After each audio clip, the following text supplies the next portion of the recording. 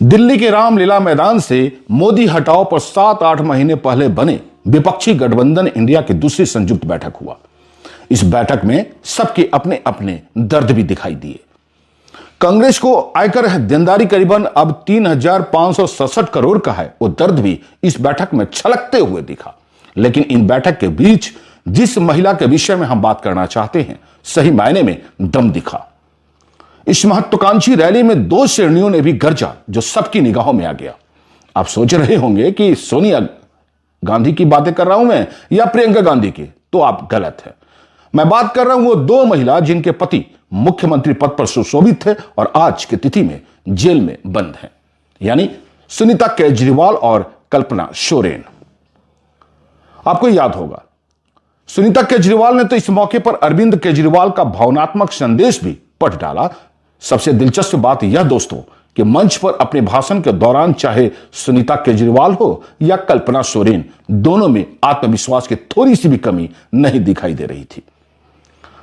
सुनीता केजरीवाल का गला कभी कभी फंस रहा था, ऐसा लग रहा था कि वो इमोशनल भी हो रही है, मगर इसके बावजूद वह अरविंद केजरीवाल का संदेश देने से नहीं चुकी और बहुत ही असरदार तरीके से वह आत्मविश्वास जो है कल्पना सोरेन में भी दिखाई दिया। और यह ना भूले, कल ही यह दोनों मुख्यमंत्री की पत्नियां जो वह मिली और उन्होंने कहा कि हम मिलकर बीजेपी से लड़ाई लड़ेंगे। सबसे पहले दोस्तों मैं आपको बतलाना चाहता हूं कि किस तरह से सुनीता केजरीवाल ने अरविंद केजरीवाल का संदेश इंडिया गठबंधन को इस महारैली के जरिए देश की जनता के सामने रखा। आप भी सुन लीजिए। आज आपके अपने केजरीवाल ने जेल से आपके लिए एक संदेश भेजा है। इस संदेश को पढ़ने से पहले मैं आप लोगों से कुछ पूछना चाहूंगी। हमारे प्रधानमंत्री मोदी जी ने मेरे पति को जेल में डाल दिया। क्या प्रधानमंत्री जी ने सही किया? क्या आप सब मानते हैं कि केजरीवाल जी एक सच्चे देशभक्त और ईमानदार इंसान हैं? क्या आप मानते हैं कि केजरीवाल जी एक सच्चे देशभक्त और ईमानदार इंसान हैं? ये बीजेपी वाले ये कह रहे हैं कि केजरीवाल जी जेल में हैं, इन्हें इस्तीफा देना चाहिए। क्या केजरीवाल जी को इस्तीफा देना चाहिए? क्या उन्हें इस्तीफा देना चाहिए? केजरीवाल जी को इन्होंने गिरफ्तार कर लिया। आपके केजरीवाल शेर है, शेर। ये ज्यादा दिन तक उनको जेल में नहीं रख पाएंगे। करोड़ों लोगों के दिल में बसते हैं केजरीवाल। यदि आप सब इंडिया गठबंधन को मौका देते हैं, जिम्मेदारी सौंपते हैं, तो हम सब मिलकर ऐसे महान राष्ट्र का निर्माण करेंगे। केवल नाम में इंडिया गठबंधन नहीं है, दिल में इंडिया है, दिल में।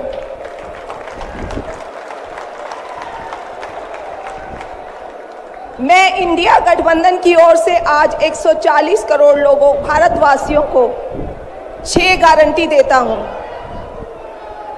पहली, पूरे देश में 24 घंटे बिजली का इंतजाम करेंगे, कहीं कोई पावर कट नहीं होगा। मंजूर है? दूसरा, पूरे देश के गरीबों की बिजली फ्री करेंगे, मंजूर है? तीसरी, हर गांव और हर मोहल्ले में शानदार सरकारी स्कूल बनाएंगे। अब गरीबों और अमीरों के बच्चों को अच्छी और एक समान शिक्षा मिलेगी, होना चाहिए। चौथा, हर गांव और मोहल्ले में मोहल्ला क्लिनिक बनाएंगे। हर जिले में शानदार मल्टी स्पेशलिटी सरकारी अस्पताल बनाएंगे। देश के हर व्यक्ति के लिए शानदार और फ्री इलाज की व्यवस्था करेंगे, मंजूर है? पांचवी, किसानों को स्वामीनाथन आयोग के मुताबिक सही फसलों पर एमएसपी निर्धारित करके उनको फसलों के पूरे दाम दिलवाएंगे। मंजूर है? छठी, दिल्ली के लोगों ने 75 साल से अन्याय सहा है। देश के अन्य राज्यों की तरह अपेक्षा उनके अधिकार बहुत कम है। उनकी चुनी हुई सरकार पंगु है। ये अन्याय हम समाप्त करेंगे। दिल्ली वासियों को उनका हक दिलाएंगे। दिल्ली को पूर्ण राज्य का दर्जा दिलवाएंगे। मंजूर है? मैं आज ये ऐलान करने के लिए अपने सभी इंडिया गठबंधन के साथियों से माफी मांगता हूं, क्योंकि ये ऐलान करने के पहले मैंने उनसे उनकी अनुमति या सहमति नहीं ली। जेल में हूं, इसलिए सहमति लेना संभव नहीं था। उम्मीद करता हूं कि किसी को इस पर आपत्ति नहीं होगी। ये सभी 6 गारंटी हम 5 साल में पूरी करेंगे। इसका पैसा कहां से आएगा, इसकी पूरी प्लानिंग कर ली है। मैं यहां जेल में स्वस्थ हूं, पूरी ऊर्जा से भरा हूं। इस गिरफ्तारी ने मेरे हौसलों को और मजबूत किया है। आपकी दुआएं और आशीर्वाद मुझे लगातार मिल रहे हैं। ऊपर वाला मेरे साथ है। जल्द बाहर आकर आपसे मिलता हूं। आपका अरविंद। सभी लोगों का आशीर्वाद और प्यार भरपूर मिल रहा है मेरे पति को। अपना ये आशीर्वाद बनाए रखना। भारत में ये तानाशाही नहीं चलेगी। हम लड़ेंगे। मंच पर जब बारी आती है कल्पना सोरेन की, तो कल्पना सोरेन जो अक्सर अपनी बातें इमोशनल अंदाज में रख रही थी, आपकी पूर्व की बातें मैं बता रहा हूं, मगर आज उनकी आंखों में आंसू नहीं थे, एक कॉन्फिडेंस था, आज एक ऊर्जा था और आज एक नाराजगी भी थी। और वह नाराजगी किसी और के खिलाफ नहीं, सीधे मुख्यमंत्री नरेंद्र मोदी के खिलाफ थी। सुनिए कल्पना सोरेन ने अपनी बात किस तरह से रखा। जोहार। आज इस मंच से मैं भारत की 50% महिला आबादी एवं 9% आदिवासी समाज के आवाज के रूप में आप सभी के समक्ष खड़ी हूं। आज अपनी बात कहने के पूर्व मैं बाबा तिलका मांझी, बिरसा मुंडा, सिद्धू कान्हू फूलो जानो, खंडा भील जैसे वीर वीरांगनाओं को नमन करती हूं। हम आदिवासियों की कहानी लंबे संघर्षों एवं कुर्बानियों की कहानी है और हमें अपने महापुरुषों एवं वीरांगनाओं पर गर्व है, क्योंकि हमारे इतिहास, आदिवासी इतिहास शताब्दियों के प्रतिशोध संघर्ष की आग से तपा हुआ, खून से लिखा हुआ इतिहास है, जिसे हमें सारे आदिवासियों पर गर्व है। आज इस मंच पर मंचासीन आदरणीय सभी माननीय गण को और खासकर हमारे साथी आम आदमी पार्टी के नेता, कार्यकर्ता गण, खास करके सुनीता मैम जी को और यहाँ उमड़ा ये जन सैलाब, आप सभी को हूल जोहार है।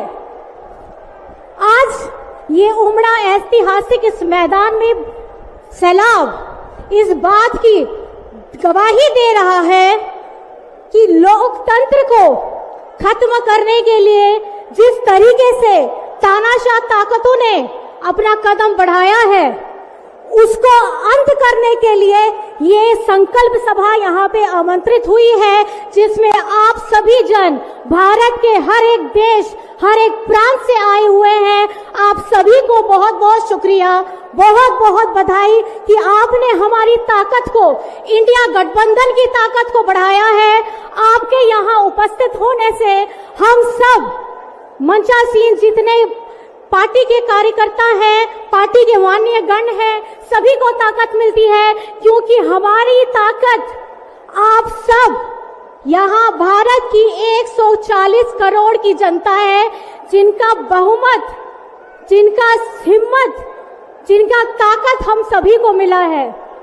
आज भारत में बाबा साहेब जी के संविधान के प्राप्त जितनी भी गारंटियां हैं, उन सभी को एनडीए सरकार के द्वारा उसे नष्ट किया जा रहा है। इनकी गारंटियों की गारंटी कौन लेगा? जिन्होंने एक एक करके हमारे संवैधानिक संस्थाओं के संवैधानिक मूल्यों को तहस नहस किया है। जिस ढंग से आज बेरोजगारी चरम सीमा पर है, जिस ढंग से आज महंगाई 7वें आसमान पर है, जिस ढंग से पूरे देश में नफरत की आग फैलाई जा रही है, जिस ढंग से हर एक जाति, हर एक वर्ग के अधिकारों की रक्षा के लिए भी यहां कोई नहीं खड़ा हुआ है। क्या कोई भी इस देश में बड़ा नेता हो जाए, वो सबसे बड़ा नहीं होता है। आज भारत की जनता सबसे बड़ी है। अगर कोई दल बहुत अपने आप को शक्तिशाली समझता है, लेकिन भारत की 140 करोड़ की जनता से ज्यादा शक्तिशाली और ताकतवर नहीं हो सकती है। आपकी एक उंगली, इस उंगली का इस्तेमाल करिएगा। आने वाले आगामी चुनावों में इस उंगली से हमें, हमारे गठबंधन, इंडिया गठबंधन के लोगों को मजबूती दीजिएगा, क्योंकि अगर आपको अपना देश बचाना है, आपको अपना लोकतंत्र बचाना है, आपको अपने अधिकार, हक के लिए लड़ना है, तो आप लोगों को खास करके अपने इस वोट का चुनाव सही ढंग से करना होगा। आज 31 मार्च है। 2 महीने पहले इसी दिन 31 जनवरी को हेमंत जी को जेल में डाला गया। 2 महीने से जेल में है। अरविंद केजरीवाल जी पिछले 10 दिनों से जेल में है। आज तक आरोप साबित नहीं कर पाए हैं कि किस लिए इतने दिनों तक उन्हें रखा गया है। आप जनता जनार्दन है, आप महाअदालत है, आपसे ज्यादा ताकतवर कोई नहीं हो सकता है। तो आप अपनी मजबूती को, अपने ताकत को आने वाले सब समय में दिखा देना है कि पीछे बैठी यहाँ इंडिया गठबंधन को इतना मजबूत कीजिएगा कि आमने सामने खड़ी तानाशाह ताकत को यहाँ से उखाड़ फेंकना है। और मेरा यही कहना है, ये भूमि, ये मैदान की मिट्टी राम जी की रामलीला की कहानी बताती है। हम सभी को ये याद रखना है कि श्री राम भगवान जी ने अपने युद्ध करते समय में भी नीति, नियमों और आदर्शों का पालन किया था। और जिस तरीके से उन्होंने शक्तिशाली होते हुए भी हमेशा धैर्य एवं सहनशीलता दिखाई है, और जिस तरीके से उन्होंने ज्ञानी होते हुए भी ज्ञान पाने की तत्परता दिखाई थी, और जिस तरीके से युद्ध में अपने प्रतिद्वंदियों को हरा करके भी उन्हें सम्मान की दृष्टि से देखा था, आज हमें सबको भगवान श्री राम जी के आदर्शों को सच्चे ढंग से समझने की जरूरत है। आने वाले दिनों में आप सभी का मजबूती, आप सभी का गठबंधन, आप सभी का आशीर्वाद हम सबको चाहिए। अंत में सिर्फ मैं इतना कहना चाहूंगी, झारखंड झुकेगा नहीं, इंडिया झुकेगा नहीं और इंडिया रुकेगा नहीं। मैं अपनी बातों को इस जोश के साथ ये कहना चाहूंगी, जय हिंद, जय हिंद, जय हिंद, जोहार। जैसा मैंने बताया दोस्तों, मंच पर तेजस्वी थे, राहुल थे, अखिलेश थे, पारुल अब्दुल्ला, सोनिया, प्रियंका गांधी, मल्लिकार्जुन, बहुत लोग थे। जनता भी आई थी। उनकी निगाह में सुनीता और कल्पना पर जिनके पतियों को जेल में डाल दिया गया है, वह सुनीता और कल्पना, जो पति के जेल में डाले जाने के बावजूद उनकी आवाज बनी हुई है।